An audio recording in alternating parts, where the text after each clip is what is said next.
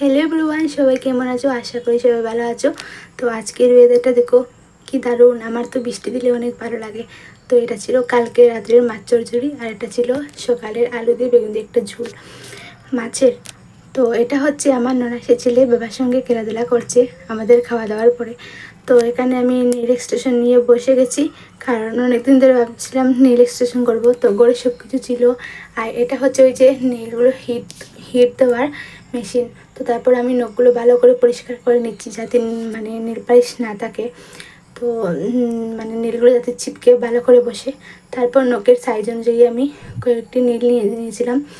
তো সেগুলো জেল দিয়ে এখানে রেডি করে তারপর লাগিয়ে নিলাম। তো সেটা তোমাদেরকে দেখাইনি, কারণ মানে কারেন্ট চলে গিয়েছিলো সেই জন্য।